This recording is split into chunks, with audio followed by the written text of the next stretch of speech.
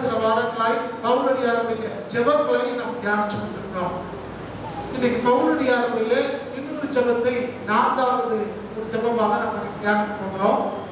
இது பரிசுத்த பவுலடியார் ரோமபுரியாருக்கு எழுதிய கடிதம் 15ஆம் அதிகாரம் 5 மற்றும் 6வது வசனங்கள் இருக்கிறது.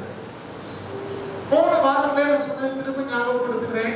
இயேசுவானுடைய ஜெபம் நமக்கு நல்ல ஒரு முன்மாதிரி.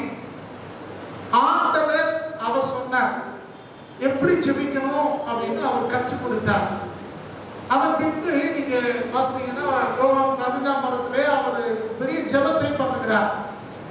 அது பிரிஸ்லி பிரேயர் என்று சொல்கிறார்கள். ஒரு ஆசாரியனுடைய ஒரு ஜெபம் என்று சொல்கிறார்கள். ஒரு நல்ல முன்மாதிரி அது அந்த ஜெபம். அதன் அடுத்து பார்க்கும்போது பவுலடியார் மற்ற அப்போஸ்தலர்களும் அநேக இடங்களிலே விசுவாச மக்களுக்காகவும் மற்ற காரியங்களுக்காகவும் ஜெபிப்பதாக அவர் சொல்லுகிறதையும் வாசிக்கிறோம். ஒவ்வொன்றுமே நமக்கு ஒரு புதிய இன்சைட்டை, ஒரு புதிய பார்வையை நம்ம கற்றுக் கொடுக்கிற ஒன்றாக இருக்கிறது. இங்கே ரோமர் 15ஆம் அதிகாரத்திலே 5ஆம் அதிகாரம் 5-6 வசனங்களே வாசிக்கும் போது பவுல் நேரடியாய் பண்ணுகிற ஒரு ஜெபத்தை பார்க்கிறோம். நான் இப்படி ஜெபம் பண்றேன் அப்படின்னு சொல்லாம அவரே நேரடியாய் பேசுறதை இங்கே நம்ம பார்க்கிறோம். இங்க அவர் என்ன சொன்னாரு? நீங்கள் ஒருமனப்பட்டு நம்முடைய கர்த்தராகிய இயேசு கிறிஸ்துவின் பிதாவாகிய தேவனை ஒரே வாயினால் மகிமைப்படுத்தும்படிக்கு பொறுமையும் ஆறுதலையும் அளிக்கும் தேவன் கிறிஸ்து இயேசுவினுடைய மாதிரியின்படியே நீங்கள் ஏக சிந்தையுள்ளவர்களாய் இருக்கும்படி உங்களுக்கு அனுக்கிரகம் செய்வாராக என்று அவருடைய ஜெபத்திலே அவர் செய்கிறார். தேவன் உங்களுக்கு அனுக்கிரகம் செய்யணும் அப்படிங்கிறார். அனுக்கிரகம் செய்தல் அப்படின்னா கிருபையாய் தேவன் நமக்கு உதவி செய்யற ஒன்றைத்தான் அனுக்கிரகம் செய்தல் அப்படின்னு சொல்றோம். தேவன் கிருபையாக நமக்கு சில காரியங்களை செய்கிறார். கிருபையாக இரக்கம் பாராட்டி சில காரியங்களை தேவன் நமக்கு செய்கிறவராக இருக்கிறார்.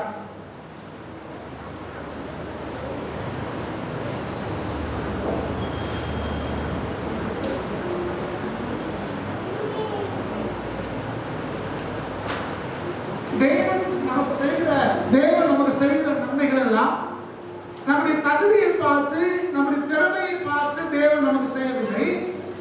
அவர் கிருபையாக, அவர் அனுக்கிரகமாக தேவன் நமக்கு உதவி செய்கிறார். அப்ப ஜெபத்திலே நம்ம கேட்க வேண்டிய காரியம் என்னன்னா, ஆண்டவரே எனக்கு இந்த தகுதி இருக்கு, எனக்கு இந்த திறமை இருக்கு, நான் அதை செஞ்சிருக்கேன், இதை செஞ்சிருக்கேன், அதனால எனக்கு இது செய்யுங்க அப்படின்னு கேட்கறது இல்லை.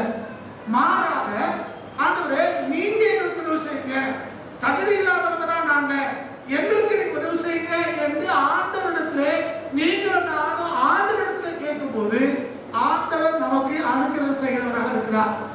நான் சொல்றது புரியுது? நம்ம தேவனிடத்திலே நம்ம ஜெபிக்கும் போது நம்ம ஆண்டவர் நம்ம கிருபையாய் இரக்கம் பாராட்டும்படிக்கு நம்ம ஆண்டவரிடத்திலே கேட்க வேண்டியவராக இருக்கிறோம். இது முதல் காரியம். இரண்டாவது, இந்த வசனத்துக்குள்ள போறதுக்கு முன்னால, இந்த ஜெபத்துக்குள்ள போறதுக்கு முன்னாடி இந்த 4வது வசனத்தை பாருங்க. 4வது வசனத்தை அவர் சொல்கிறார், தேவ வசனத்தினால் உண்டாகும் பொறுமையினாலும் ஆறுதலினாலும் நாம் நம்பிக்கையுள்ளவர்கள் ஆகும்படிக்கு முன்பு எழுதியிருக்கிறவர்கள் எல்லாம் நமக்கு போதனையாக எழுதியிருக்கிறது என்று சொல்கிறார். இங்க 4வது வசனத்துல இந்த ஜெபத்தை வந்து சொல்றதுக்கு முன்னால ஜெபத்திலையும் அவர் ஆண்டவரை பற்றி பேசுகிறார். அதுக்கு முன்னாடி அவர் சொல்றாரு பாருங்க, தேவ வசனத்தினால் உண்டாகும் அப்படிங்கிறார். தேவ வசனம், வேத வசனம், பைபிளுடைய வார்த்தைகள் நமக்கு பல காரியங்களை நம்ம வாழ்க்கையில செய்கிறது. அவர் பிரதானமாய் செய்த ஒரு காரியமாக ஜெபத்தை குறித்து சொல்வதற்கு முன்பாக இங்க பவுல் சொல்லுகிறார், தேவ வசனத்தினால்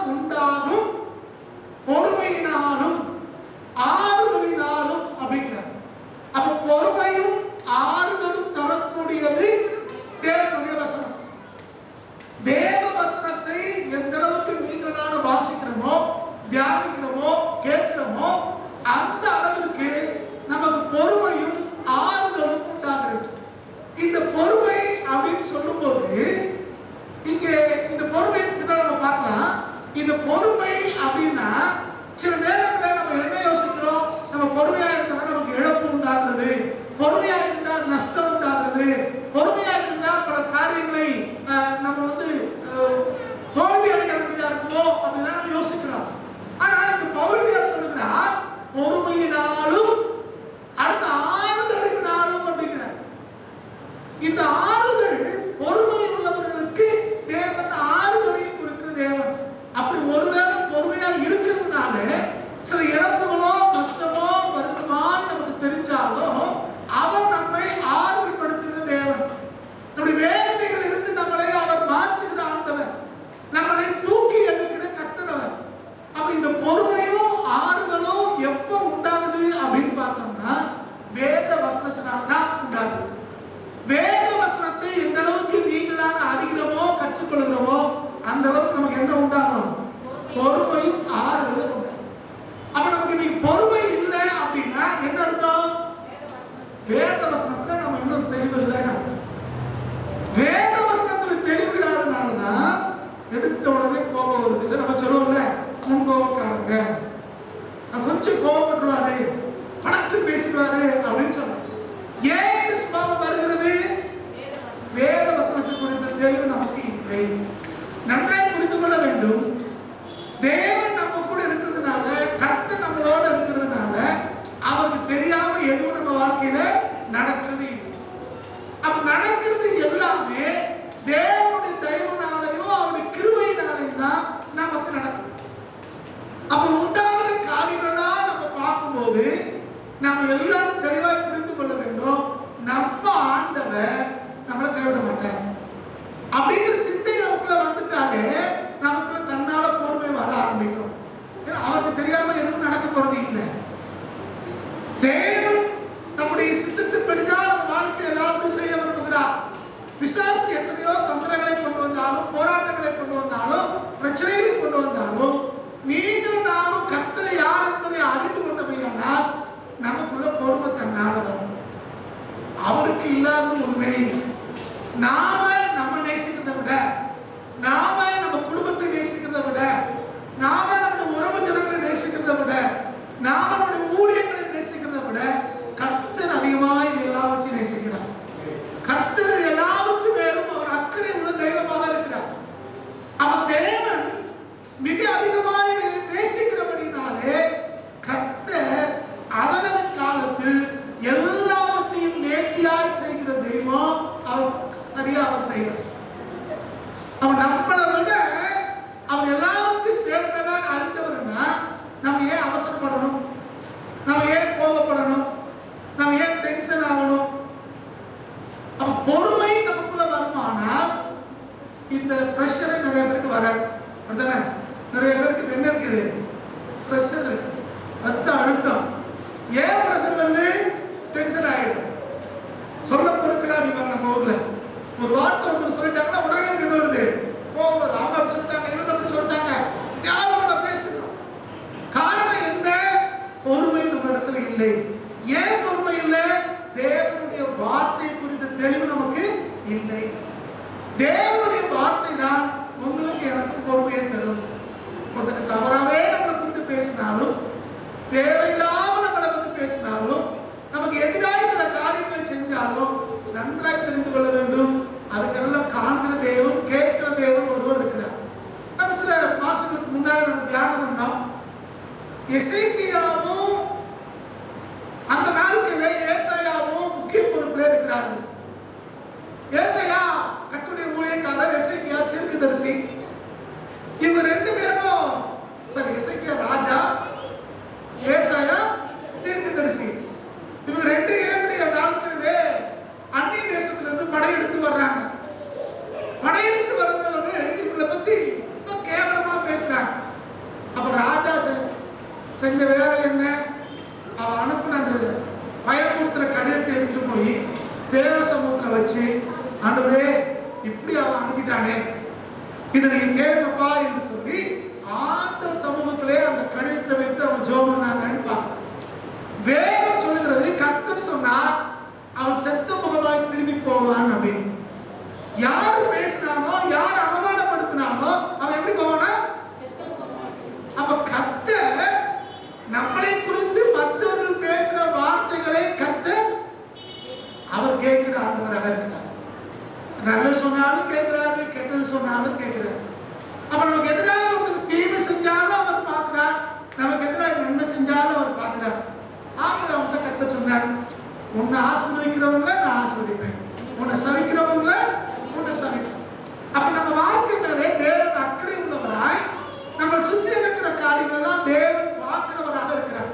அப்ப இந்த தெளிவு, இந்த அறிவு நமக்குள்ள இருக்குமானால், இந்த வேத வசனத்தை பத்தி நீங்களும் நானும் புரிந்து கொண்டவே ஆனால் ஒன்று தெளிவாக நமக்கு ஒரு தெளிவு வந்துடும். கர்த்தருக்காக எல்லாத்தையும் பார்த்துக்கிறார். அப்ப நீங்களும் நானும் பயப்பட வேண்டிய அவசியமே நமக்கு இல்லை. அப்ப தேவன் அவருடைய இடத்துல ஜெபத்தை பத்தி சொல்ற மாதிரி சொல்றாரு, தேவ வசனத்தினால் உண்டாகும் பொறுமையினாலும் அதுக்கடுத்து ஆறுதலினாலும் நஷ்டமே பட்டாலும் வேதனையே வந்தாலும் கர்த்தர் உங்களை என்னைய ஆறுதல் படுத்துறவர். அவர் நமக்கு சரி கட்டுகிற கர்த்தர். உங்களை என்னை இழப்புல அப்படி விடுகிற ஆண்டவர் அவர் அல்ல. அவர் பொறுமையினாலும் ஆறுதலினாலும் நாம் நம்பிக்கையுள்ளவர்கள் ஆகும்படி. அப்ப நம்மளிடத்திலே தேவன் என்ன எதிர்பார்க்கிறார்? நீங்களும் நானும் நம்பிக்கை உள்ளவங்களா? இந்த நம்பிக்கை எதனால உண்டாகும்? நமக்கு பொறுமையும் ஆறுதலும் உண்டாகும் போது தேவன் மேல நம்பிக்கை உண்டாகும். அப்ப இது பொறுமையும் ஆறுதலும் உண்டாகும்னா இதுக்கு தேவ வசனத்தை குறித்த தெளிவு நமக்கு தேவை. அப்ப நம் நம்பிக்கை உள்ளவர் ஆகும்படிக்கு முன்பு எழுதி இருக்கிறவர்கள் எல்லாம், அது என்னது? முன்பு எழுதிக்கிறது வேத வசனங்கள். ஏற்கனவே எழுதப்பட்டு தேவன் நம்ம கையில கொடுத்திருக்கிற வேத வசனங்கள் எல்லாம் நமக்கு போதனையாக எழுதியிருக்கிறது. இது பொழுதுபோக்குக்காக இல்லை, பயப்படுத்துறதுக்காக இல்லை, நமக்கு போதனையாய் தேவன் எழுதி கொடுத்திருக்கிறார். அப்ப வேத வசனங்களை வாசிக்கும் போது இதை இப்படி செய்யாத என்று அது நமக்கு போதிக்கிறது. இந்த வேத வசனத்தின்படி நீங்கள் நடக்க ஆரம்பிக்கும் போது நமக்கு அங்கே ஆறுதலும் பொறுமையும் ஆறுதலும் நமக்கு உண்டாகும். அப்ப பொறுமையும் ஆறுதலும் உண்டாகுனால தேவன் மேல நமக்கு நம்பிக்கை உண்டாகும். அந்த நம்பிக்கையோடு நம்ம ஜெபிக்கும் போதுதான் நம்முடைய ஜெபங்களுக்கு பதில் கிடைக்கிறது. அப்போ இந்த ஜெபத்துக்கு பதில் வரணும்னா நம்ம ஜெபிக்க ஆரம்பிக்கிறதுக்கு முன்னால நமக்கு நம்பிக்கை தேவை. அந்த நம்பிக்கையை பொறுமையும் ஆறுதலும் நமக்கு தருகிறது. அந்த பொறுமையும் ஆறுதலும் தேவைன்னா தேவ வசனத்தை குறித்த தெளிவு நமக்கு வேண்டும். இதை அவர் அறிமுகமா சொல்லிட்டு அவர் பின்புதான் அவர் ஜெபம் பண்றார். இங்க பாருங்க 5வது வசனத்துல அவர் என்ன ஜெபம்? நீங்கள் ஒரு மனப்பட்டு அப்படிங்கிற ஜெபத்தின் ஆரம்பம் எப்படிதான்? நீங்கள் ஒரு மனப்பட்டு அப்படிங்கிற யாருக்கு? சபையாருக்கு, ரோமாவில் இருக்கிற சபையாருக்கு எழுதுகிறார். நான் பலமுறை உங்களுக்கு சொல்லியிருக்கிறேன், ஞாபகத்தில் இருக்கும். ரோம் என்பது அன்றைக்கு இருந்த ரோம் அரசாங்கத்தினுடைய தலைநகரம். இன்னைக்கு எப்படி டெல்லி இருக்கோ, எப்படி சென்னை நமக்கு மாநில தலைநகரம் இருக்கோ, அந்த மாதிரி தலைநகரம். தலைநகரம் சொன்னா பல உயர் அதிகாரிகள் அங்கே இருப்பார்கள். அங்க நிறைய படிச்சவங்க இருப்பாங்க, நிறைய கல்வி நிலையங்கள் இருக்கும், வெளிநாட்டுக்காரங்க அநேகம் வந்து போவார்கள், வித்தியாசமான நாகரிகம் அங்கே இருக்கும். அப்படிதானே? இப்ப நம்ம ஊர்ல நாம போடுற ட்ரெஸ்ஸுக்கும் மெட்ராஸ்காரங்க, பாம்பேக்காரங்க, டெல்லிக்காரங்க போடுற ட்ரெஸ்ஸுக்கும் வித்தியாசம் இருக்கு. நம்மளை பார்த்த உடனே அவங்க சொல்லிடுவாங்க, அவங்க கிராமத்துக்காரங்கப்பா அப்படின்னு. நம்மளை பார்த்த உடனே நல்லா எனக்கு ஞாபகம் இருக்கு. ஒரு முறை கொரியாவில் நினைக்கிறேன், கொரியாவில் தான் ஒரு இடத்துல தங்கி இருந்தோம். ஒரு வெளி ஏரியா, சோலைக்கு பக்கத்துல ஒரு ஊர்ல தங்கி இருந்தோம். இரவுல அடுத்த காலையில் ஃபிளைட்டுக்கு போனோம், அங்கே போய் தங்கி இருந்தோம். அவர் தங்கி இருக்கும் போது என்னோட கூட இன்னொரு ஐயாவும் தங்கி இருந்தார். அவர் ஹைதராபாத்துக்கார். அவர் சாக்ஸ் போட்டிருந்தாரு, நான் லுங்கி கட்டி இருந்தேன் நைட்ல. அப்போ அவர் அந்த சியோன் கலங்கட்ட அந்த அங்க உள்ள அந்த கொரியன் சொல்றார், இவர் டவுன் சவுத்ல இருந்து வந்திருக்கார், கிராமத்துக்காரரு, அதான் லுங்கி கட்டியிருக்கார். நான் ஹைதராபாத்ல சிட்டில இருந்து வந்திருக்கேன், அதான் சாக்ஸ் போட்டிருக்கேன். ஆனா எங்க 2 பேரையும் பார்த்து இதுதான் இந்தியா நினைச்சிட்டாருங்க அப்படின்னு சொல்ற வார்த்தை புரியுதா? அப்போ டவுன்ல இருக்கிறவங்க, தலைநகரத்தில் இருக்கிறவங்களுடைய அந்த ட்ரெஸ்ஸஸ்லாம் எப்படி இருக்குது? வித்தியாசமா இருக்கிறது. அதே போலதான் அவங்க நம்பிக்கை, அவங்க பேச்சு, செய்கை எல்லாம். நீங்க டவுன்ல உள்ள சர்ச்சில் போய் நீங்க பாத்தீங்கன்னா உள்ள இருக்க உட்கார்ந்து இருக்கிற ஆட்களுக்கு ஈக்குவலா வெளியே வராட்டால இருந்து பேசிட்டு இருப்பாங்க. பார்த்துருக்கீங்களா? உள்ள பிரசங்கம் நடக்கும், உள்ள ஆராய்ச்சி நடக்கும்.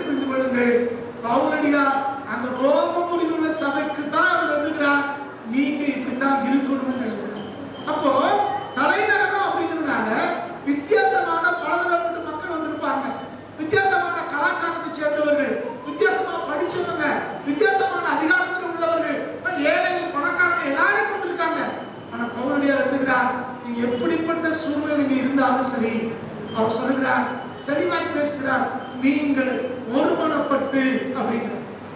அப்ப எந்த ஒரு சபையா இருந்தாலும் இருந்தா சபைக்கு ஜெபிக்கிறதுக்கு முன்னால சபைக்கு என்ன தேவை? ஒரு மனம் தேவை. அல்லது சபைக்கு எப்பவுமே தேவையான ஒன்று என்னது? ஒரு மனம். அப்ப வேறுபட்ட சபைகளில வேறுபட்ட மக்கள் உள்ள இடத்துல இந்த ஒரு மனம் சாத்தியமா? வித்தியாசமான படிப்பு இருக்கிறது, வித்தியாசமான வேலை பார்க்கிறார்கள், வித்தியாசமான வருமானம், வித்தியாசமான கலாச்சாரம், இவங்க எப்படி ஒரே மனசுல இருக்க முடியும்? ஒரு கேள்வி நமக்கு எழுப்பலாம். அதுதான் பவுலுடைய 4ஆம் வசனத்தில் சொல்லிட்டாரு, தேவ வசனத்தினால் உண்டாகும் பொறுமை.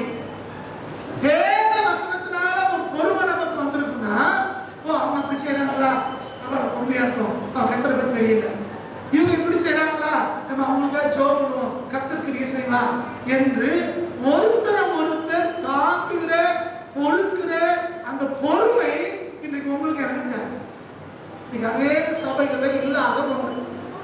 இந்த ரொம்ப அழகா இருப்பாரு. அது என்ன எழுதுறாரு? நீங்கள் ஒருமனப்பட்டு நம்முடைய கர்த்தராகிய இயேசு கிறிஸ்து பிதாவாகிய தேவனை ஒரே வாயினால் மையப்பட படிக்கிறேன். நேற்று இந்த வசனத்தை நான் தியானிக்கும் போது எனக்கு பெரிய கேள்வி, அதுக்கு ஒரே வாயினால் மையப்படுத்த படிக்கு. இப்ப 50 பேர் இருக்கோம், 100 பேர் இருக்குன்னா 100 வாயினால நம்ம கர்த்தரை ஸ்தோத்திரம் பண்றோம். ஒரே வாயினால அப்படின்னா இது என்ன அர்த்தம் அவர் சொல்றார் அப்படின்னு பார்த்தோம்னா, இது ஒரு ஓமையாக அவர் பேசுகிறார். பாட்டு பாடும்போது நம்ம சொல்றோம் ஒரே குரல்ல பாடுங்க அப்படின்னு சொல்றோம். அப்ப என்ன அர்த்தம்? ஒரே மாதிரியா பாடுங்க. இப்போ இது ஓமையாக பேசுகிறார். என்ன ஓமை அப்படின்னா, இசைக்கருவிகளை இசைக்கிறோம், பாடல்களை பாடுகிறோம், ஒரே பாட்டு தான். முன்னாடி இருந்து பாட்டு பண்ண ஆரம்பிக்கும் போது நான் கவனிக்கிறேன், பாடல் தெரிந்தவர்களும் அவரோடு சேர்ந்து பாடுறீங்க, பாடல் தெரியாதவர்களும் ஏதாவது ஒன்று சொல்லணுங்கிறதுக்காக நம்ம ஏதாவது ஒன்று சொல்றோம். அப்போ இந்த ரெண்டுக்கு வித்தியாசம் தெரியும். கவனிச்சிங்களா? பாடல் தெரிஞ்சவங்க என்ன செய்வாங்க? ஒரே மாதிரி பாடுவாங்க. பாடல் தெரியாதவர்கள் முன்ன பின்ன இழுத்து பாடுவோம். ஒருத்தர் முன்னாடி போவோம், அளவு பின்னாடி போவோம். அவன் மியூசிக் வாசிக்கிறவங்க கடவுளாரு. நான் எப்படி இது வாசிக்கிறது, அப்படி யோசிக்க முடியும். யாருக்கு வாசிக்கிறது? லீட் பண்றவங்க வாசிக்கவா, மெஜாரிட்டிக்கு வாசிக்கவா, தப்பா பண்றவங்க வாசிக்கவா யோசிக்கலாம். எத்தான் பவுலடியார் எழுதுகிறார், நீங்க ஒரே வாயினால பாடணும் அப்படின்னா ஒருத்தங்க ஒரு மாதிரி பாடும்போது நீங்க அட்ஜஸ்ட் பண்ணி போங்க. நீங்க ஒருத்தருக்கு ஒருத்தர் விட்டு கொடுங்க. ஒரே டோன்ல பாடுங்க, சத்தம் ஒரே மாதிரி வரட்டும். ஒருத்தங்க அவசரப்பட்டு ஆரம்பிக்காங்களா, நீங்க நிதானமா கொண்டு போங்க. அது ஆங்கிலத்தில் வாசிக்கும் போது they are singing in different pitch அப்படி போடு, வேற வேற பிட்ச்ல ஆரம்பிப்பாங்க. இப்ப பாடல் தெரியாதவர்கள் ஏதாவது பாட்டு பாடணும்னு வச்சுக்கோங்களேன். இப்போ உதாரணத்துக்கு பிரேக்ஃபாஸ்ட் பாடுப்பாங்க, நம்ம நிறைய பேர் பாடுறாங்க. பாடும்போது சில பேர் பார்த்துருக்கேன், சாதாரண பாட்டு மாதிரி ஆரம்பிப்பாங்க, அது கீர்த்தனை பாட்டு மாதிரி ஆரம்பிப்பாங்க. அப்ப நமக்கு சந்தைக்கு எங்கேயோ ஒரு இடத்துல கேட்டேன், பாடல் பாட்டுனா பாடுறாங்க. எனக்கு நேரம் யோசிச்சு இது என்ன பாட்டு யோசிச்சு அப்போ இது பாடல் பாட்டாச்சே அப்படின்னு நினைச்சேன். காரணம் என்னன்னா லோ பிட்ச்ல ஆரம்பிச்சிட்டாங்க. அப்போ இசைக்கிறவங்களாலையும் கொண்டு போக முடியல, அவங்களுக்கு ஏற்றபடி வாசிக்கிறாங்க. இதைத்தான் பவுலடியார் சொல்றார், நீங்க ஒருத்தருக்கு ஒருத்தர் அட்ஜஸ்ட் பண்ணி போங்க, விட்டு கொடுத்து போங்க. அப்ப ஆளுக்கு ஒரு திசையில பாடாம ஒரே வாயினாலே பாடுங்கள் அப்படின்னா ஒரே குரல்ல நீங்க வாங்க. பாட்டுக்கே எப்படின்னா சபைக்குள்ள எப்படி யோசிப்பாங்க, குடும்பத்துக்குள்ள எப்படி யோசிப்பாங்க. குடும்பத்துல ஒவ்வொருத்தருக்கும் ஒவ்வொரு விதமான குணம் இருக்கிறது. சில பேர் பரபரன்னு பேசுவாங்க, சில பேர் நிதானமா இருப்பாங்க. சில பேர் வேகமா சாப்பிடுவாங்க, சில பேர் நிதானமா சாப்பிடுவாங்க. முன்னாடி எங்க வீட்டுல ஒரு தாத்தா நாட்டு வேலை செஞ்சார். அவருடைய சோதனை என்னன்னா, நீங்க குறையா சாதம் வச்சாலும் சரி, நிறைய சாதம் வச்சாலும் சரி, மறு சாதம் வாங்கவே மாட்டேன். ஒரு முறை நீங்க எவ்வளவு வைக்கீங்க அதை சாப்பிட்டு அவன் கழிச்சு போயிடுவார், திரும்ப கட்ட வேண்டாம் போயிடுவார். அது அவருடைய சுவாபம். இது தெரிஞ்சதுனால வைக்கும் போது முதல்ல எடுத்துருவாங்க, நிறைய வச்சுக்குவாங்க. இன்னும் கொஞ்சம் பேர் இருக்காங்க, அவங்க எப்படின்னா எடுத்து நிறைய வாங்கவே மாட்டாங்க, கொஞ்சம் கொஞ்சமா வாங்குவோம். பார்த்துருக்கீங்களா? சாம்பார் தனியா வாங்குவோம், ரசம் தனியா, போருக்கு தனியா. இது இவங்களுடைய சுவாபம்.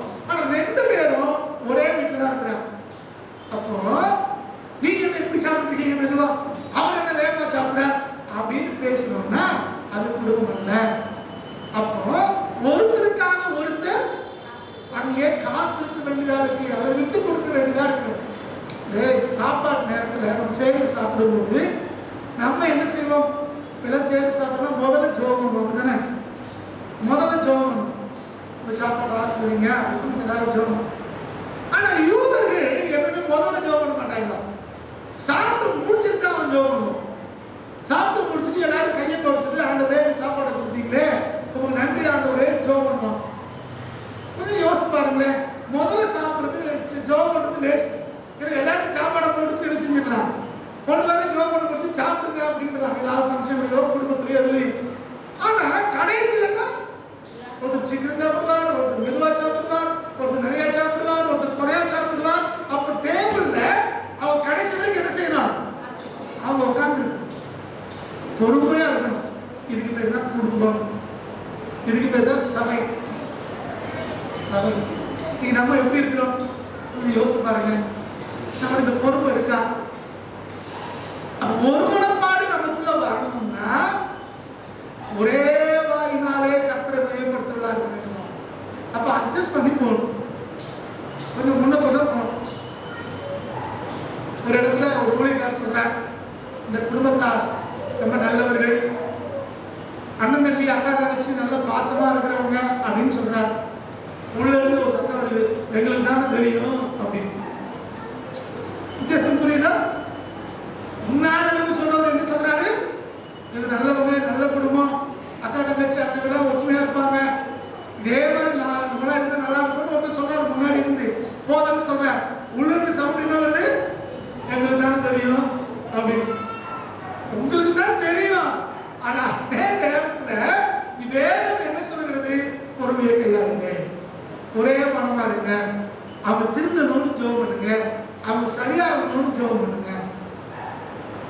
வள்ளுவர் சொல்வார் இடத்துல, அதாவது குற்றங்களையே பார்த்துட்டு இருந்தோம்னா ரெண்டையும் சொல்லி பார்க்கணும். நல்லதையும் கெட்டதையும் சொல்லி பார்த்துட்டு எது மிகையா இருக்கிறதோ அதை அதை இது பண்ணுங்க.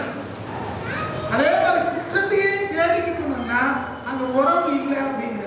குற்றங்களை பார்த்துக்கிட்டு இருந்தா என்ன இருக்காது? உறவு இருக்க. மனிதர்கள் அப்படின்னால யாருன்னா குறைவு உள்ளவர்கள். நம்ம தேவன் அல்ல, தேவ தூதர்களும் அல்ல, சாதாரண மனிதர்கள். நம்ம அறிவு குறைவுடையது, நம்ம ஞானம் குறைவுள்ளது, நம்முடைய வளர்ச்சி குறைவுடையது, நம்முடைய தெய்வீக பக்தி குறைவுள்ளது, நம்முடைய ஜபம் குறைவுள்ளது, எல்லாருக்கும் நம்ம குறைவுள்ளவர்கள்.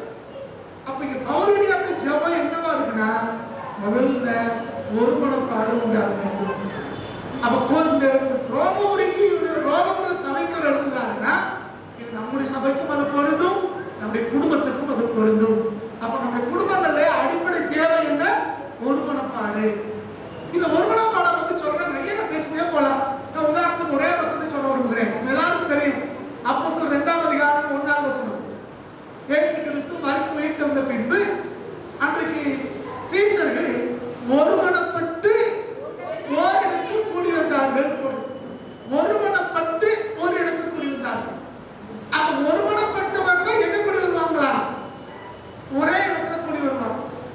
அப்ப நீங்களும் நானும் ஒருமனப்பட்டோம்னா ஒரு இடத்துல கூடி வர முடியும். இங்க என்ன நடக்குன்னு பாத்தீங்கன்னா, அந்த ஒருமனப்பட்டு ஒரு இடத்துல அந்த கூடி வந்ததுனால அடுத்து நீங்க வரிசையா வாசிங்கன்னா தேவ ஆவியானவர் கடந்து வருகிறார். அந்த அடையாளம் நடக்கிறது, அற்புதம் நடக்கிறது, இயற்கைக்கு அதிகமான, இயற்கைக்கு மேலான காரியங்கள் நடக்கிறது. பரிசுத்த ஆவியானவர் ஊற்றப்படுகிறார். ஜனங்களெல்லாம் அந்நிய பாஷையில பேசுறாங்க. அங்க சுத்தி இருக்கிறவங்க எல்லாம் கேட்டு ஆச்சரியப்படுறாங்க. கர்த்தர் சாமானிய மக்களை அசாதாரணமான மக்களாக தேவன் மாற்றினார். அப்ப எங்கே ஒருமனப்பாடு இருக்கிறதோ அங்கே தேவன் பெரிய காரியங்களை செய்கிறார். அதனாலதான் ஜெபத்தில் சொல்லும்போது கூட எங்கே 2 பேர் ஒருமனப்பட்டு ஒரு காரியத்துக்காக வேண்டிக் கொள்றாங்களோ அது அங்க நடக்கணும்னு ஆண்டவர் சொல்றார். இதான் உங்களுக்கு தெரியும். வேகமா கடந்து போக இருக்கிறேன், நேரம் சொற்பமா இருக்கிறதுனால நான் வேகமா என்ன சொல்றேன். இந்த வசனத்தை தான் நீங்க வீட்டுல போய் நீங்க வாசிச்சு போயிடுங்க. ஒரு குணப்பாடம் பத்தி நிறைய வசனங்கள் இருக்கிறது. அதான் அப்போஸ்தலர் நடவடிக்கைகள் திரும்ப திரும்ப வருது. ஒரு மனம் வருது. இந்த முதல்ல சொன்ன வசனம் வாசிங்க. மத்தேயு 18-19 வாசிங்க. மத்தேயு 18ஆம் அதிகாரம் 19ஆம் வசனம்.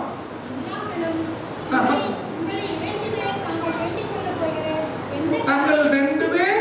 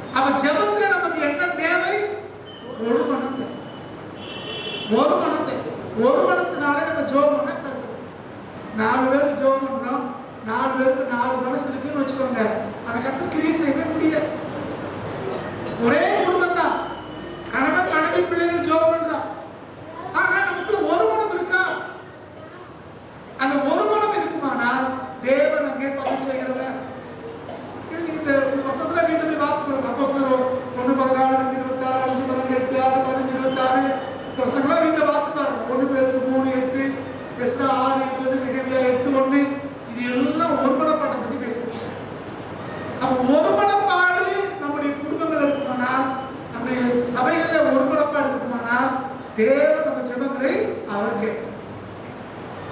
அப்ப ஒரு மனசு இல்ல, ஒற்றுமை இல்ல, அதனாலதான் நம்முடைய ஜெபங்களுக்கு அங்கே பதில் இல்லாமல் இருக்கு. அடுத்து இதுல பாருங்க, முதல்ல சொன்ன காரியம், வேதப்பட்டவர்கள் உள்ள சபையில் ஒரு மனம் சாத்தியமா, இதை முதல்ல பார்க்கணும். வேத வசனமும் தேவன் தான் அதை செய்ய முடியும் அப்படின்னு. அதாவது இந்த வசனத்தை வாசிக்கல, திரும்ப 5வது வசனத்தை வாசிக்க, நீங்கள் ஒருமனப்பட்டு தேவனை ஒரே வாயினால் மகிமைப்படுத்தும்படிக்கு அப்படிங்கிற. இதுக்கு அடுத்து அடுத்த சொந்த வாசிங்க, நல்லா கவனிங்க. பொறுமையையும் ஆறுதலையும் அளிக்கும் தேவன். 4வது வசனத்துல என்ன சொன்னாரு? தேவ வசனத்தினாலே பொறுமையும் ஆறுதலும் உண்டாகுதுன்னாரு. இங்க ஜெபத்தை பத்தி சொல்றாரு, ஜெபிக்கிறார். ஜெபத்துல சொல்றாரு ஆண்டவர் யாரா? பொறுமையும் ஆறுதலையும் அளிக்கிற தேவன். அப்ப சபைக்குள்ள ஒற்றுமை, குடும்பத்துல ஒற்றுமை, ஒருமனப்பாடு வேணும்னா அது தேவனும் தேவ வசனம் தான் அதை செய்ய முடியும். தேவன் செய்வார், தேவனுடைய வசனம் செய்யும். அப்ப நீங்கள் நான் தேவனுக்கு இடம் கொடுத்து ஆண்டவனுக்கு கொடுத்து, ஆண்டவரே நீங்க இப்படி செய்யப்பா என்று ஆண்டவரிடத்துல நீங்கள் நான் கேட்கும் போது நம்ம குடும்பத்துல தேவன் ஒருமனப்பாட்டை கொடுப்பார். வேத வசனத்தை ப்ராப்பராக நம்ம குடும்பங்களில் சிந்தனை செய்வோம் என்றால் அங்கே ஒருமனப்பாடு உண்டாகும். வேத வசனங்களை காட்டிலும் வேற எதுக்கோ நம்ம இடம் கொடுக்கிறோம். அதுதான் குடும்பங்களிலே ஒருமனப்பாடு வர முடியாமல் போனதுக்கு காரணம். அப்ப குடும்பத்துல ஒருமனப்பாடு வரணும் அப்படின்னா தேவனை குறித்து நம்ம எப்பவும் வீட்டுல உயர்த்துறவங்களாக இருக்கும். இங்க ரொம்ப அழகா சொல்லிருக்காங்க, தேவன் மகிமைப்படுத்தும்படிக்கிற. அப்ப நம்ம செய்யற ஒவ்வொரு காரியத்திலையும் யாரை மகிமைப்படுத்தணும்? ஆண்டவரை மகிமைப்படுத்தணும். வீட்டுல ஒரு பிள்ளை நல்லா படிக்குதா, இன்னும் நல்லா படி, குறைச்சிருக்க கத்தவனுக்கு பலப்படுத்திருக்காரு, இன்னும் ஆண்டவனை உயர்த்துவாரு அப்படின்னு தேவனுடைய பெயரை சொல்லி அந்த பிள்ளையை உற்சாகப்படுத்தும் போது அங்க ஒருமனப்பாடு உண்டாகும். அப்படி நம்ம தெரியும்டா நீ பயங்கரமான திறமசாலி அப்படின்னு அவனை மட்டும் புகழ்ந்துட்டு இருக்கிறோம்னா அவன் தாங்க தான் பெரியாருன்னு வரக்கூடிய தேவனை மகிமைப்படுத்துற உணர்வே அங்க வராது.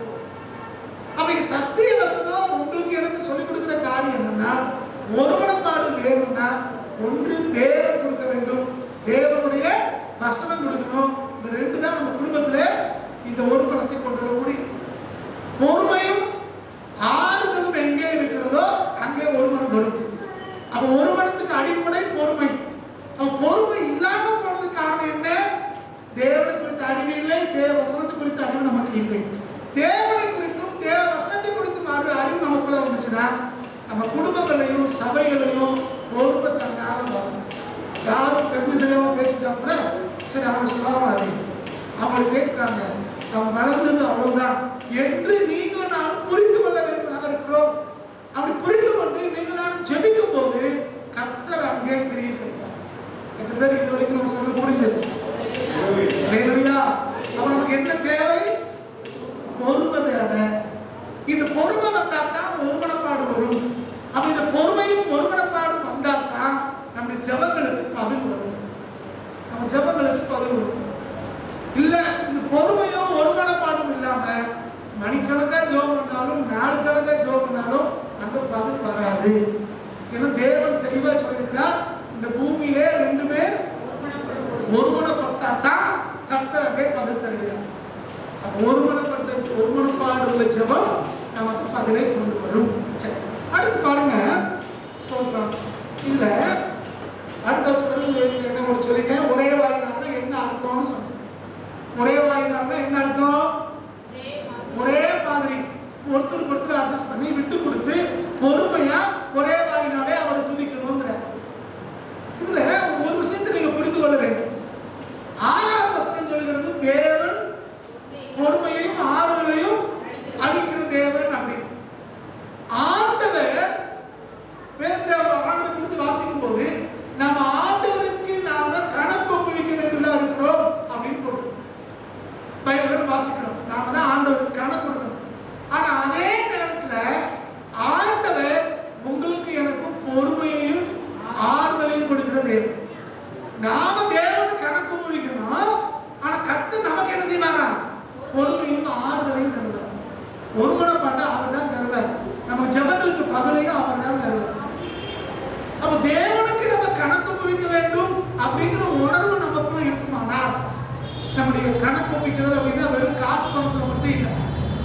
நாம் பேசுற ஒவ்வொரு வார்த்தை குறித்தும் ஆண்டவர் கணக்கு கொடுக்கும்.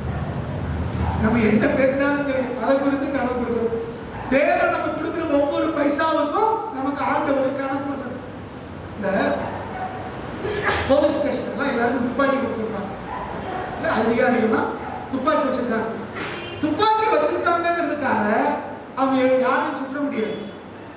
அவங்க அவங்களுக்கு நாள் வச்சிருக்காங்க. அந்த நாள்ல அவங்க துப்பாக்கி கொடுத்த குண்டு எத்தனை இருக்குன்னு அந்த கணக்கு கொடுத்துட்டே இருக்கும். இப்போ 10 குண்டு அவங்களுக்கு கொடுத்துருக்காங்கன்னா அந்த 10 புள்ளை தொடர்ந்து வச்சிருக்காங்களா அப்படிங்கிறத உயர் அதிகாரிகள் கணக்கு கொடுத்துட்டே இருக்கும். அப்படி குறையுதுன்னா அது குறைஞ்சதுக்கு காரணம் என்ன? எங்க ஷூட் பண்ணாங்க, ஏதாவது ட்ரைனிங் போனாங்களா, ஏதாவது செஞ்சாங்களா, அதுக்கு ஆதாரங்களே அவங்க கொடுக்கணும். சொன்ன வார்த்தை உங்களுக்கு புரியுதா? அப்ப இவருக்கு கொடுக்கப்பட்ட ஒன்றுக்கு அவர் கணக்கு கொடுக்க வேண்டியதா இருக்கிறார். அப்போ இன்னைக்கு ஒன்றுக்கு எனக்கும் தேவன் நிறைய காரியங்களை கொடுத்துக்கிறார். அதுக்கு தேவனிடத்திலே ஒரு நாள் கணக்கு கொடுக்க வேண்டும். தேவன் நமக்கு என்ன கொடுத்திருக்கிறாரு நமக்கு தெரியும் இல்லையா? சாப்பாடு கொடுத்தார், ட்ரெஸ் கொடுத்தார், வீடு கொடுத்தார், வாடகை கொடுத்தார், படிப்பை கொடுத்தார், அறிவை கொடுத்தார், ஞானத்தை கொடுத்தார், திறமையை கொடுத்தார், தாளத்தை கொடுத்தார். எதையோ ஒன்று தேவன் நமக்கு கொடுத்தார். இதெல்லாம் ஒரு நாளிலே தேவனிடத்திலே நாம கணக்கு வைக்க வேண்டியதாக இருக்கும். அதுவே கொஞ்சம் யோசிச்சு பாருங்க. தேவன் நமக்கு கொடுத்த தாளங்களையும், திறமைகளையும், பொறுப்புகளையும், அல்லது பணங்களையும், நேரத்தையும் ஆண்டவருக்காக ஏதாவது செஞ்சிருக்கோமா? அது தேவன் எதற்காக நம்ம கொடுத்தாரோ அந்த நோக்கம் நிறைவேறும்படி நீங்கள் நான் செஞ்சிருக்கோமா? கொஞ்சம் யோசிக்கலாம். அப்ப நம்ம தேவனை கணக்கு கொடுக்கணும். அதே நேரத்துல அந்த கணக்கு உண்மைக்கு கேட்கிற ஆண்டவர் தான் நமக்கு எல்லாவற்றையும் செய்கிறவராக இருக்கிறார். இது கொடுக்கிறதே யாருதான்? ஆண்டவர் தான். இது கொடுக்கிறதே தேவன் தான். அதனால ஆண்டவர் சொல்றார், ஒருவர் ஞானத்திலே குறைவுள்ளவனாக இருந்தால் ஒருவரையும் கடிந்து கொள்ளாதவரும் எல்லாருக்கும் சம்பூர்ணமாய் கொடுக்கிறவருமாகிய அவரிடத்தில் கேட்கிறவன் யாருன்னு சொல்றாங்க. அப்ப நமக்கு உள்ள குறைவு இருக்கு, நமக்கு ஒரு தேவை இருக்கு அப்படின்னா நம்ம ஆண்டவரிடத்திலே கேட்க வேண்டியதாக இருக்கிறோம். ஆண்டவரே இந்த குறைவு இருக்குப்பா, நீங்க எனக்கு செய்யுங்க, இந்த பிரச்சனை இருக்கு ஆண்டவரே இதை செய்யுங்க என்று நம்ம ஆண்டவரிடத்திலே நீங்கள் நானும் கேட்க வேண்டியதாக இருக்கிறோம். சரி, இப்போ அடுத்து பாருங்க, தெரிஞ்சுக்க வேண்டியது. இப்போ 4வது வசனம் 5வது வசனத்துல அவர் சொல்றார், நீங்கள் ஒருமனப்பட்டு நம்முடைய கர்த்தராகிய இயேசு கிறிஸ்துவின் பிதாவாகிய தேவனை ஒரே வாயினால் மகிமைப்படுத்தும்படிக்கு ஜெபம் போகுது. ஜெபத்துல என்ன சொல்றாரு? நம்ம ஒருமனப்படணும், நம்ம ஒரே வாயினாலே அவரை மகிமைப்படுத்தணும். அப்படி ஆண்டவரை மகிமைப்படுத்த வேண்டும், தேவனை மகிமைப்படுத்தணும். இது அவருடைய ஜெபத்துல அவர் பண்ற ஒரு காரியம். தேவன் நமக்கு ஆறுதலையும் நமக்கு பொறுமையும் தேவன் நமக்கு கொடுக்கணும்னா நம்ம ஒருமனப்பட்டு தேவனுடைய நாமத்தை மகிமைப்படுத்த வேண்டும். நீங்க நாம யாருடைய நாமத்தை மகிமைப்படுத்துகிறோம்? தேவ நாமத்தை மகிமைப்படுத்துறது என்னது? ஆண்டவர் பேருக்கு புகழ் வரணும். அதை செய்யணுங்கிறது தான் தேவனுடைய நோக்கமா இருக்கிறது. ஒரு நல்ல காரியமோ கெட்ட காரியமோ கர்த்தருடைய பெயருக்கு அந்த பேரும் புகழும் உண்டாகும். அதான் தேவனுடைய நோக்கம். இன்னைக்கு நம்ம வாழ்க்கை எப்படி இருக்கிறது, நம்ம எப்படி பேசணும் யோசிப்பாங்க. நம்ம வாழ்க்கையினாலே, நம்ம செய்தியினாலே, நம்முடைய வார்த்தையினாலே ஆண்டவருடைய பெயருக்கு மகிமை உண்டாகுதா? கொஞ்சம் யோசிப்பாங்க. அது நம்ம பேருக்கு தான் மகிமை உண்டாகுதா? வேதத்தை வாசிக்கிறோம், ஆண்டவரை குறித்து சொல்லியிருக்கிறது, அவர் தம்முடைய மகிமையை வேற ஒருவருக்கும் கொடா அப்படின்னு சொல்றோம். ஏதாவது ஒரு குறித்து நம்ம வாசிக்கிறோம். அவர் சிங்காசனத்தில் உட்கார்ந்து கொண்டு பேசுகிறார். பேசுகிறது ஏறுவது. அவர் என்ன பேசினாலும் நமக்கு தெரியாது. ஆனால் கேட்கிற மக்கள் சொல்றாங்க, இவருடைய சத்தம் எப்படி இருக்குதா? தேவனுடைய சத்தமா இருக்கு, தேவகுமார் மாதிரி பேசினாரு அப்படி இப்படின்னு அவரை போல்ந்தாங்க. பேசுறவர் பத்தியும் எழுதல, கேட்டவங்க எல்லாரும் புகழ்ந்தாங்க. இதை சொன்ன இப்ப பெருமையா உட்காந்துட்டு நானா பெரியாரு அப்படிங்கிற மாதிரி அங்க சிங்காசனம் உட்காந்து காட்டுறாரு. வேற வசனம் சொல்லுகிறது, அவர் தேவன் இடத்துல அடிச்சா அந்த ஏதாவது முழு முழுத்து செத்தான்னு போடுது. சில நேரங்களில் நீங்களும் நானும் அவங்க பாருங்க. இது என்ன செய்யும்? காவமா, அண்ணனுக்கு காவமா, ஐயாவுக்கு காவமா, அம்மாவுக்கு காவமா என்ன செய்வாங்க? புகழ்வாங்க. நேத்து பெரியாரை பத்தி ஒரு சின்ன புக் ஒன்று வாசிச்சிருந்தேன். அது பெரியார் சொன்னாரா, நீங்க என்னை பெரியார், நான் ஞானி, சித்தர், நன்மை செய்கிறவர், தெய்வீக புருஷன் அப்படிக்குள்ள என்னை பத்தி யாரும் நீங்க சொல்ல வேண்டாம்.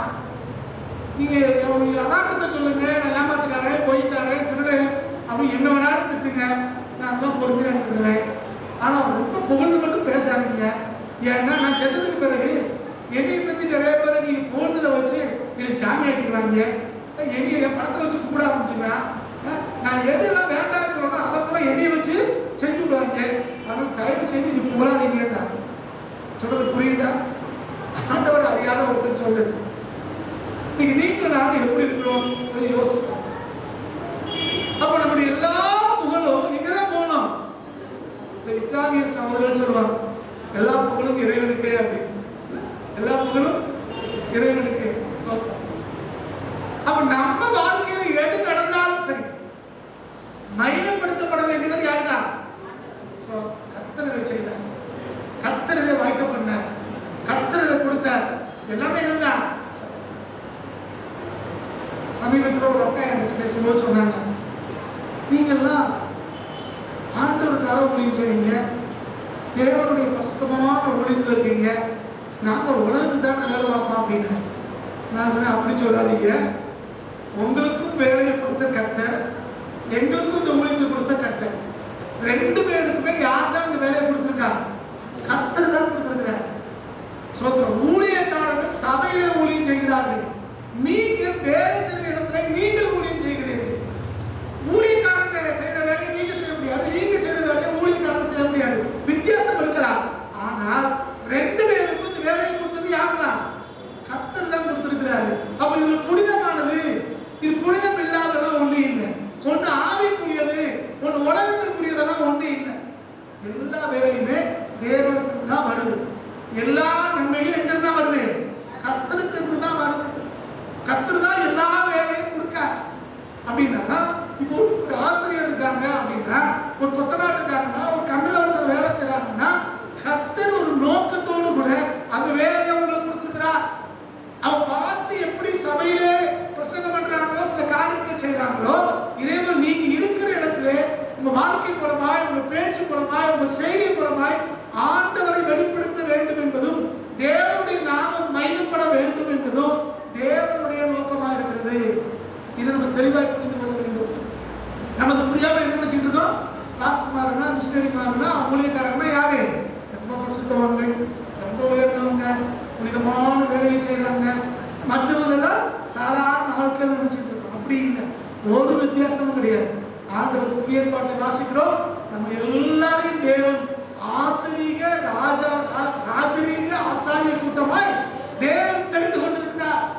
யாருக்கு வித்தியாசம் இல்லை, எல்லாரும் யாருன்னா இயேசு கிறிஸ்துவை தெய்வமாக ஏற்றுக்கொண்டு பிதாக்குமார பரிசுத்தாவின் நாமத்தாலே தண்ணீரில் மூழ்கி ஞானஸ்நானம் எடுத்து தேவனுடைய திட்டத்தை சித்தத்தை யாரெல்லாம் நிறைவேற்றுவதற்காக அப்படி வசனத்தின்படி வாழ்றாங்களோ அவங்க எல்லாரும் யாருன்னா ராஜரீக ஆசாரியர் கூட்டம்.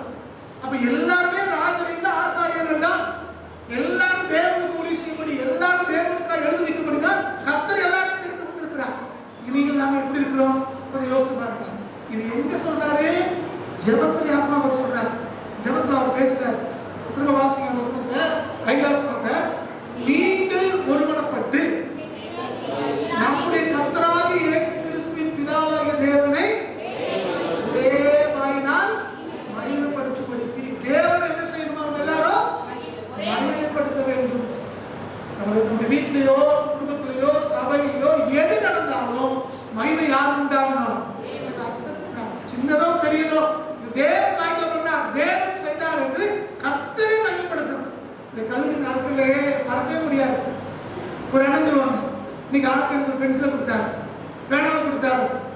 எனக்கு ஆச்சரியமா இருந்துச்சு. ஆரம்பத்தில் பென்சில் பேனா வாங்கினா கூட சாட்சி வர்றாங்க அப்படின்னு. அவர் சொல்றாரு, நம்ம சேவை பண்ணும்போது கூட ஜோபர் இருந்தா சேஞ்ச் பண்ணணும், சேஞ்ச் பண்ண முடிச்சா கூட கர்த்தருக்கு ஸ்தோத்திரம் பண்ணணும், இல்லைன்னா பிளேடு கடத்த அறுத்துரும் அப்படின்னாரு. புரியுதா? கவனிக்கிறீங்களா?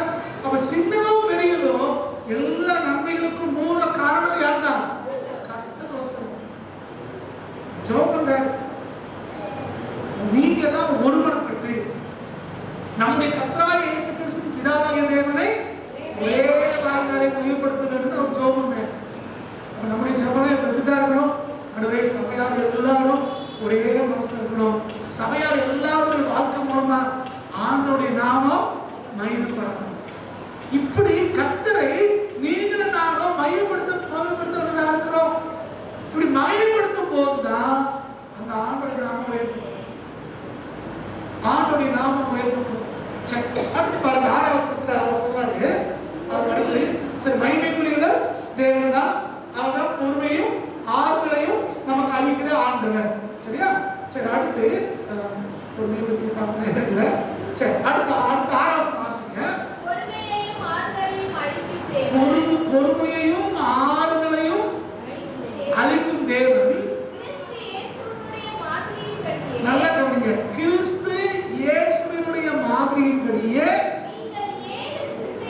நீங்கள் ஏது சித்தனுள்ளா இருக்கும்படிக்கு உங்களுக்கு அனுக்கிரகம் செய்வாங்க. என்ன ஜெபம்? ஒருமனப்படணும். நம்ம எல்லாரும் ஆறுதலையும் பொறுமையும் தேவனமா பெற்றுக்கொள்ளணும்.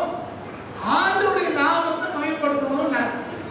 இப்ப சொல்றாரு இயேசு கிறிஸ்துவினுடைய மாதிரியின்படியே அப்படின்னு. அப்ப நம்ம வாழ்க்கையில, நம்ம செய்தியில, நம்ம வேலையில, நம்ம குடும்பத்துல இயேசு கிறிஸ்துவினுடைய மாதிரி இருக்கான்னு பார்ப்போம். மாடல் நமக்கு நல்ல மாடல் யாரு? இயேசு கிறிஸ்து தான். பழைய பாட்டு காலத்துல ஆசாரிய கூடாரத்தை அமைக்கும் போதும் தட்டுமுட்டு சாமான்களை வைக்கிற காரியத்திலையும் ஒவ்வொரு காரியமா இருந்தாலும் ஆண்டவர் மாதிரியை காண்பிச்சார். மோசேட்ட காண்பித்து இதன்படி செய் அப்படின்னு. அப்ப மலையிலே காண்பிக்கப்பட்ட மாதிரிப்படிதான் மோசே பழைய பாட்டுல எல்லா வேலையும் செஞ்சார். புதிய பாட்டு காலத்துல இயேசுவானவர் நமக்கு நல்ல முன்மாதிரியை வைத்து போயிருக்கிறார். மாதிரியை வச்சு போயிருக்கார். இந்த மாதிரியை நீங்கள் நானும் பின்பற்ற வேண்டும். ஒரு தொழில் செய்யணுமா, அதுல தேவனுடைய மாதிரி என்ன? ஒரு இடத்துல வேலை செய்யணுமா, அதுல தேவனுடைய மாதிரி என்ன? நல்ல ஒரு முன்மாதிரியை இயேசு நமக்கு வைத்து போயிருக்கிறார். நம்ம பேசுற விதத்திலே தேவனுடைய மாதிரி இருக்க வேண்டும். பழகிற விதத்திலே தேவனுடைய மாதிரி இருக்க வேண்டும். இதெல்லாம் நமக்காகவே அவருடைய பண்ற ஜெபம். நீங்க நம்ம வாழ்க்கை யார மாதிரியா இருக்கணும்? ஆண்டவரோட மாதிரியா. நீ கொஞ்சம் பேரு முடி வெட்டும் போது நான் பாக்குறேன், சின்னக்காரன் பேரை சொல்லி இப்படி வெட்டுங்க அப்படி வெட்டுங்க அப்படி. எங்கேயோ ஒரு இடத்துல நான் சொன்னேன், ஒரு போதவரையா சொன்ன ஒரு காரியம். அவருக்கு பெண் பார்க்க போனாங்களா, பெண் பார்க்க போகும்போது இந்த பெண்ணை தான் அவனுக்கு பார்த்துருக்கோம் அப்படின்னாங்களா. அப்ப இந்த போதவரையா அந்த பார்த்த பெண்ணை கேட்காரு, நீ ஆண்டவரை அறிஞ்சிருக்கியா, ரட்சிக்கப்பட்டிருக்கியா அப்படின்னு கேட்டார். ஆமா அப்படின்னு. ஞானஸ்நானம் எடுத்துக்கியா அப்படின்னு கேட்டார். ஆமா அப்படின்னு. தண்ணியில மூழ்கி ஞானஸ்நானம் எடுத்தியா அப்படின்னு கேட்டார். ஆமா அப்படின்னு. அது அப்புறம் முழுசு தலையெல்லாம் உள்ள முக்குறாங்களா அப்படின்னு கேட்டார். அது ஆமான்னுச்சா. அடுத்து ஒரு தலை முழுக்க நடந்துச்சா அப்படின்னு கேட்டாரா. அது வரைக்கும் அவருக்கு புரியல. அதுக்கு பிறகுதான் அது கொஞ்சம் அவருக்கு புரிச்சு பார்த்துச்சான். ஏன்னா தலை ஏற போலமா வைக்கணும். இப்படி போய் சீமா தரமா எப்படி இருக்காங்க தலை சொல்றது உங்களுக்கு புரியலையா? தலை எப்படி இருக்கு? ஆமா, இங்கிட்டு போய் அங்கிட்டு போய் வளர்ச்சி செஞ்சு என்னமோ பண்ணி வச்சிருக்கு. அதான் அவர் சொன்னாரா, நீ உனக்கு ஞாபகம் தலைய முக்களியோடு சந்தேகப்பட்டேன், எனக்கு தலை எப்படி இருக்குது, இன்னும் ரசிக்கப்பட்ட தலை மாதிரி தெரியல அப்படின்னா. இன்னைக்கு இப்படிதான் நம்ம அனைவருடைய வாழ்க்கை இருக்கு. சபைக்கு வந்தாச்சுன்னா நம்ம யார் மாதிரி இருக்கு, ரசிக்கப்பட்ட மாதிரி தெரியுது. பாடுறோம், ஜெயிலும், துணிக்கிறோம், ஆனா வாழ்க்கையில அது தெரியும். பக்தர் என் முன்னால பதில் சொல்றார், பிசினஸ் இஸ் பிசினஸ் அப்படின்னா. முதல்ல எதுவும் புரியல. ஏன்னா அவர் பிசினஸ் வந்து கடத்தணும், பூரா ஏமாத்துறாரு. ஆனா பேர் என்னன்னா பிசினஸ் இஸ் பிசினஸ். ஆண்டுக்கு அடுத்து உழப்பாதீங்க அப்படின்னா. ஏன் அப்படின்னா வேதம் சொல்கிறது, வேதம் சொல்கிறது கள்ளத்தராசு கர்த்தருக்கு அப்படின்னு பைபிள் சொல்லுது. நம்மால் என்ன சொல்றான்? Business is business. தீப்பெட்டியில 100 குச்சி இருக்கணும்னா 100 குச்சி இருக்கணும். நம்மால பிசினஸ் அப்படின்னு சொல்லிட்டு 100 குச்சி வைக்கிற இடத்துல 70 குச்சி 80 குச்சி தான் வைக்கிறோம். மாடல் எடுத்து காட்டும் போது குச்சியில மருந்து இருக்கு, அங்க வட இந்தியாவில் போய் சேரும் போது வெறும் குச்சி தான் இருக்கு, மருந்த காட்டும். கவனிக்கிறீங்களா? கேட்ட நான் ஞானமா சம்பாதிக்கிறேன், ஊழியர்களுக்கு கொடுக்குறேன், ஊழியர்களை தாங்குறேன் அப்படின்னு பேரு. ஆனா வேதம் சொல்லுகிறது நாய் வித்த காசு காணி இப்படி பறக்கூடாது. ஆண்டவர் சொல்ற கள்ளத்தராசு கர்த்தருக்கு அருவருப்பானது. அப்ப நம்முடைய வாழ்க்கையிலே இந்த இடத்துல இயேசு இருந்தா அவர் என்ன செஞ்சிருப்பாரு? யோசிப்பார். இந்த பிரச்சனையில இயேசு இருந்தா என்ன பேசுவாரு? இந்த வேலையில இயேசு இருந்தா என்ன செஞ்சிருப்பாரு என்று யோசிக்கணும். நமக்கு நல்ல முன்மாதிரி இயேசு கிறிஸ்து தான். இயேசுட வாழ்க்கை யோசிச்சு பாருங்க. அவர் முதல்ல பெற்றோருக்கு கீழ்ப்படிந்தார். அவர் தேவகுமாரன். அவர் தேவகுமாரன் என்பது அவங்க பெற்றோருக்கு தெரியும். தேவகுமாரன் ஏற்கனவே சொல்லியிருந்தாங்க. மரியாதை சொன்னாரு, யோசேப்பு சொன்னாரு. ஆனா வேதம் சொல்கிறது நம்முடைய பெற்றோருக்கு அவர் கீழ்ப்படிந்து அடங்கி இருந்தார்னு சொல்றாரு. அப்ப நல்ல முன்மாதிரி பிள்ளைகளும் பையங்களும் தெரிஞ்சுக்கணும். முதல்ல இயேசு கிறிஸ்துவின் மாதிரி அப்படின்னா நம்முடைய பெற்றோருக்கு நாம கீழ்ப்படியணும். பெற்றோர் படிச்சிருக்கலாம், படிக்காம இருக்கலாம், உலக அறிவு இருக்கலாம், உலக அறிவு இல்லாமல் இருக்கலாம். ஆனா பெற்றோருக்கு கீழ்ப்படிய வேண்டியது நம்ம எல்லாருடைய கடமை. வேதம் சொல்லுங்க. ஆண்டவர் சொல்றார் இயேசு கிறிஸ்து முன்மாதிரி. அவர் சொல்றார் தேவகுமாரன் இயேசு. அவர் பெற்றோருக்கு கீழ்ப்படித்திருந்தார். நான் யார்? சர்வலோகத்தில் படைச்ச ஆண்டவர். இந்த யோசிப்புக்கும் இந்த மரியாதைக்கும் கீழ்ப்படியுமா அப்படின்னு யோசிக்க அடங்கி இருந்து அவங்க பெற்றோர் செஞ்ச வேலையை அவரும் செஞ்சுட்டு இருந்தார். அதே நேரத்துல 2 வயசு முடிந்த உடனே தேவாலயத்துக்கு போயிருக்கார். அவர் அங்க இருக்கிறார். இவங்க வந்துட்டாங்க, திரும்ப காணும் தேடி போறாங்க. அங்க போய் இந்தியா இருக்கவங்க தேடுறாங்க. அப்ப இயேசு என்ன சொன்னார்? நான் பிதாவுக்கு அடுத்தவர்கள் இருக்க வேண்டும் என்று உங்களுக்கு தெரியாதாங்க. எதற்கும் பெற்றோருக்கு கீழ்ப்படிக்க வேண்டிய காரியத்திலே பெற்றோர் கீழ்ப்படிந்தார். ஆனா ஆண்டவருக்கு அடுத்து என்ன செய்யணுமோ அதுல அவர் சரியா இருந்தார். நான் பிதாவுக்கு அடுத்தவர்கள் இருக்க வேண்டும் என்று உங்களுக்கு தெரியாதா? பெற்றோருக்கு செய்ய வேண்டிய கடமைகளை செய்யணும், பெற்றோருக்கு கீழ்ப்படியணும். ஆனா அதே நேரத்துல கர்த்தருக்கு அடுத்த காரியத்திலே நம்ம சரியா இருக்கணும். ஆண்டவருக்கு மகிமை உண்டாகும்படி, ஆண்டவரை உயர்த்தும்படி, ஆண்டவருடைய ஆசீர்வாதத்தை பெறும்படி, ஆண்டவரை நெருங்கி ஜீவிக்கும்படி நீங்கள் நானும் சரியா இருக்க வேண்டும். இப்படிதான் வேதம் ஒரு முன்மாதிரியை நம்ம வைத்து போயிருக்கிறார். வேதம் சொல்கிறது அவர் மையப்படும் போது பதில் வையாமலும் அப்படின்னு சொல்லும். மையப்படும் போது நம்ம ஊர் பாசையில எல்லாரும் அவர் திட்டாங்க. ஆனா இயேசு பதில் திட்டவே இல்லை. ஒன்றை தெரிந்து கொள்ளுங்கள், நம்ம எதிர்த்து பேசுறதுனால, பதிலுக்கு பேசுறதுனால நம்ம நியாயத்தை அங்கே வெளிப்படுத்த முடியாது. இதெல்லாம் சொல்றது புரியுது? ஒருத்தர் நம்மளை புற பேசுறாங்க அப்படின்னா நம்ம அவங்களை விலைக்கு சொல்லி நம்ம அப்படிலாம் இல்லை அப்படின்னு நம்ம நீதியை நாம நிலைநாட்ட முடியாது. இந்த உலகம் வாய்ப்பு வந்தவர்களெல்லாம் பேசத்தான் செய்வாங்க. ஊர் பொதுப்படத்தை யாரும் மூடி வைக்க முடியாது. கொதிக்கிற உலகம் போட முடியாத மாதிரி 4 பேர் பேசுற வாயை நம்மளால அடக்க முடியாது. அப்ப அங்கெல்லாம் போய் நான் நீதி பரவ நிரூபிக்க முடியாது.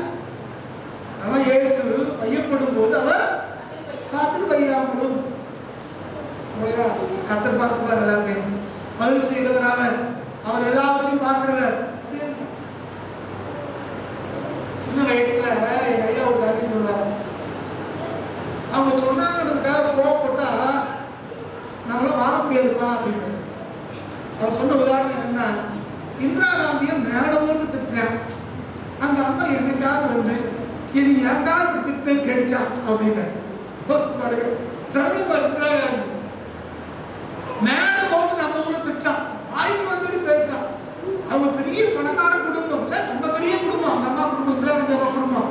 நம்ம ஊர்ல சாப்பாட்டுக்கு வழி இல்லாத ஒரு குடியான பையன் மைக்கு கிடைச்சிச்சுன்னு அந்த அம்மாவை மரியாதை குறையா பேசுறேன். சொல்லுனா இப்போ ஒரு இடத்துல கேட்டேன், எப்படி வந்து நேரம் நேரம் பேச சொல்லுங்க பார்ப்போம். அப்படிங்கிற ஒரு பெருமை முதலமைச்சர் யோசிச்சு முதல்ல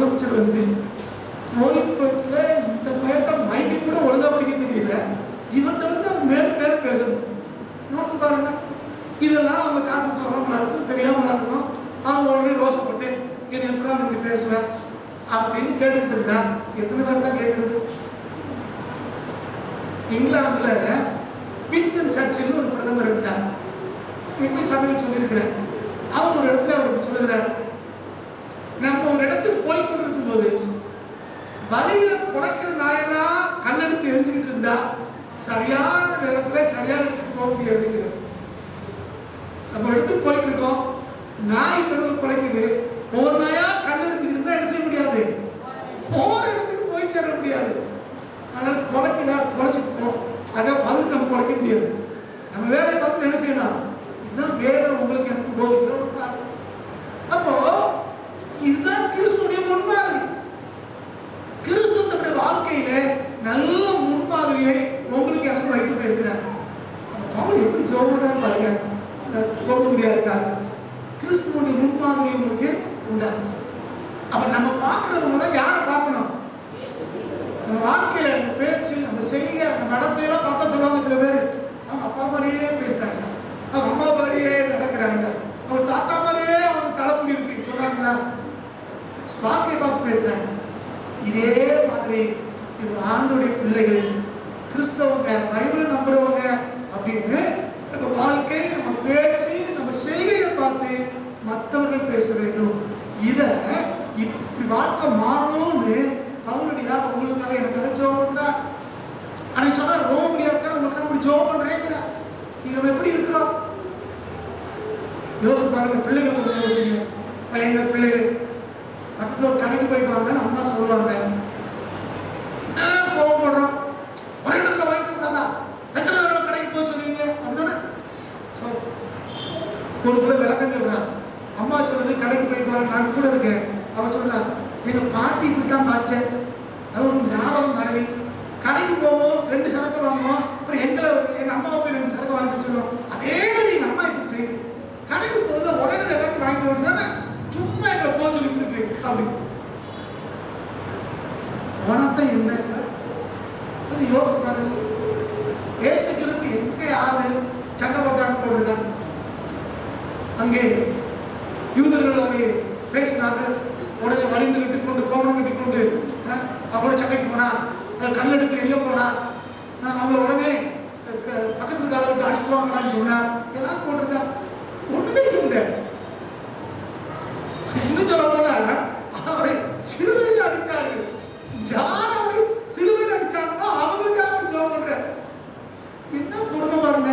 அதான் பொறுமத்தினுடைய அடையாளம், நீடிய பொறுமை. நீங்களாம் எப்படி இருக்கோம் யோசிப்பாங்க. நம்ம பவுலடியா நமக்காக ஜெபம் பண்றார். எப்படி ஜெபம் பண்றார், நம்ம சொன்ன காரியத்துக்காக ஜெபம் பண்றார். இயேசு கிறிஸ்துவுடைய மாதிரியின்படியே நீங்க ஏக சிந்தனையா இருக்கும்படி. அப்ப இயேசு கிறிஸ்துவுடைய மாதிரியின்படியே நம்ம எப்படி மாறணுமா, ஏக சிந்தனையாக மாறணும்.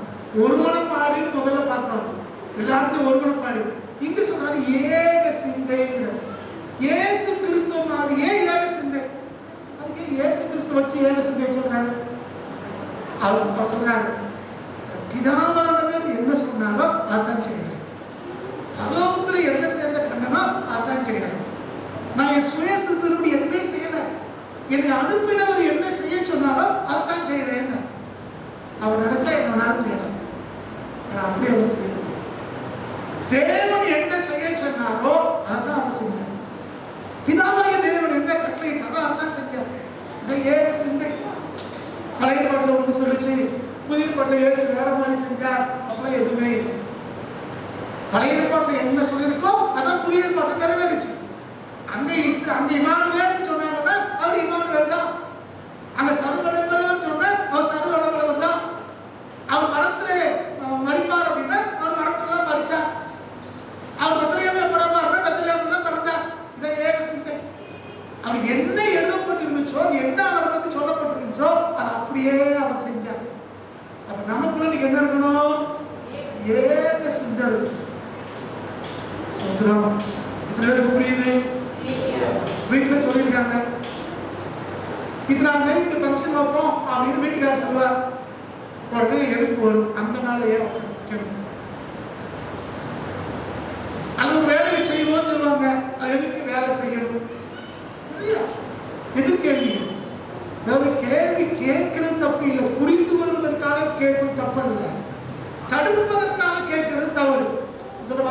புரியுதா? புரிந்து கொள்வதற்காக, அறிந்து கொள்வதற்காக கேள்வி கேட்பது தப்பல்ல. ஆனால் தடை செய்வதற்காக, தடுப்பதற்காக, நாம அங்க மேற்கொள்வதற்காக சில கேள்விகளை எழுப்புறோம்னா அது வேதத்தின்படி தவறான.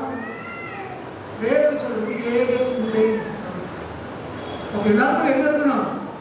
ஏக சிந்தை சொல்லணும். இருக்கிறது 10 பேர்னா 15 சிந்தை இருக்கக்கூடாது. ஒரே இந்த மாதிரி சிந்திக்கணும். குடும்பம் இருந்தாலும் சரிதான், சபையா இருந்தாலும் சரிதான். அதைத்தான் வேதம் உங்களுக்கு எனக்கு இங்கே போதிக்கிறது. சரி, ஏக சிந்தையுள்ளவர்களாய் மாறும்படி உங்களுக்கு தேவன் கிருபை செய்வாராக, தேவன் அனுக்கிரகம் செய்வாராக அப்படிங்கிறது. அப்ப இது யார் தான் செய்ய முடியும்? பாஸ் சொல்றதுனாலயோ இன்னொருத்தர் அட்வைஸ் பண்ணாலும் நடக்கிறதில்ல. இது கர்த்தர் தான் பரலோகத்திலிருந்து இதை நமக்கு செய்யும். அதனால தேவனுடைய கடத்துல அர்ப்பணிப்போம். ஆண்டவர் சொல்லுவோம், ஆண்டவரே இந்த பவுனுடைய ஜெபம் போல நம்ம ஜெபம் பண்ண செய்யுங்க. இந்த ஜெபத்துல அவர் கேட்கறது போல எங்களுக்குள்ள ஒருமனமாக உண்டாகட்டும், ஏக சிந்தை உண்டாகட்டும், பொறுமையும் ஆறுதலும் உண்டாகட்டும். உங்களுடைய மாதிரியை நாங்கள் பின்பற்றின ஆண்டவரே, உங்களுடைய நாமத்திற்கு மகிமையை நாங்கள் கொண்டு வரணும் என்று கர்த்தருடைய கரங்களை நம்ம விட்டு கொடுப்போம். இவர் மாதிரி நம்மளும் ஜெபம் பண்ண ஆரம்பிப்போம். என் குடும்பத்தில் ஒற்றுமை உண்டாகட்டும், என் சபையில ஒற்றுமை உண்டாகட்டும், என் குடும்பத்துல ஒரு மாதிரி காணப்படட்டும், சபையில ஒரு மாதிரி காணப்படட்டும் இப்படி சொல்லி இந்த ஜெபத்துல சொல்லப்பட்ட காரியங்கள் நம்முடைய குடும்பங்களையும் நம்முடைய சபைகளையும் காணப்படும்படிக்கு ஜெபம். கர்த்தர் நம்முடைய வாழ்க்கையில அவருடைய சொல்றது போல அவரே நமக்கு அனுக்கிரகம் செய்வார். ஜெபமா இழந்த சொல்ல இருக்கிறார். கர்த்தருடைய முகத்தை நோக்கி பாருங்க. எழுந்திருக்க முடிந்தவர்கள் அப்படி எழுந்து நின்று கொள்ளுங்கள், முடியாதவங்க நீங்க உட்கார்ந்து கொள்ளுங்க. கர்த்தருடைய முகத்தை நோக்கி பார்க்கலாம். நம்முடைய தேவன் மாறாதவன், அவருடைய வார்த்தைகள் மாறாதது. பவுலடியார் ஒரு மாபெரும் ஊழியக்காரர். கர்த்தர் முகமாய் அவரை சந்தித்து தம்முடைய ஊழியத்துக்கு நினைச்சாரு. போன வாரம் தியானிச்சோம், இஸ்ரவேல் ரட்சிக்கப்பட வேண்டும் என்பதே என்னுடைய இருதயத்தின் விருப்பமும் நான் தேவனை நோக்கி பண்ணுகிற விண்ணப்பமா இருக்குதுன்னு சொன்னாரு. அதே பவுலடியார் தான் இங்க சபையாருக்காக ஜெபிக்கிறார். நமக்குள்ள அந்த பொறுமையும் அந்த ஆறுதலும் நமக்குள்ள இருக்கிறதா? நமக்குள்ள ஒரு மனப்பாடு இருக்குதா? ஏக சிந்தை இருக்குதா? தேவனை மகிமைப்படுத்தணும்னு எனக்கு வாஞ்சை இருக்கிறதா? தேவனுடைய மாதிரிப்படி நம்முடைய வாழ்க்கையில மாற்றி அமைத்துக் கொள்ள ஆயத்தமா இருக்குமா? கர்த்தருடைய கரங்களை அப்படியே கொடுக்கலாம். தேவனுடைய குடும்பத்தை, நம்முடைய சபையை அவருடைய நாமத்துக்கு மகிமை உண்டாகும்படி, அவருடைய மாதிரிப்படி நம்ம வாழ தேவன் நமக்கு உதவி செய்யும்படி கர்த்தர் அப்படியே சோத்திரம் பண்ணுவோமா? எல்லாரும் கர்த்தருடைய சோத்திரங்களா? ஹalleluya. யாராவது ஜெபிப்போம். ஜெபம் யாராவது?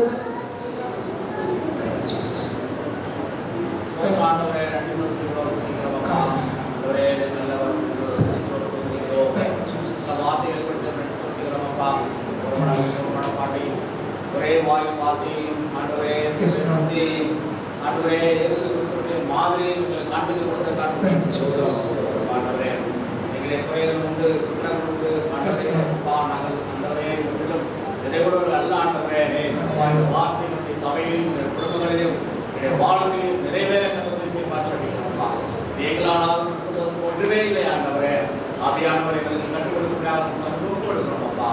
நிறைவான ஆசீர்வதியும் ஒரே குறைகளை நிறைவாக்கும்படியாக ஆவிக்குள் குடும்பங்களில் நம்ம சபைகளில் கடந்து வரும்படியாக சொல்லுவோம். இதை பொறுப்படுத்துகிறவர்களிடத்தும் பிதாவின் தேவனுடைய அன்பும் இரட்சகராகிய இயேசு கிறிஸ்துவின் கிருபையும் பரிசுத்த ஆவியானவரின் சமாதானமும் சந்தோஷமும் யாவரோடும் கர்த்தருடைய வருகை வரைக்கும் தங்கியிருக்கிறாங்க. என் ஆத்துமாவே கர்த்தரை ஸ்தோத்திரி,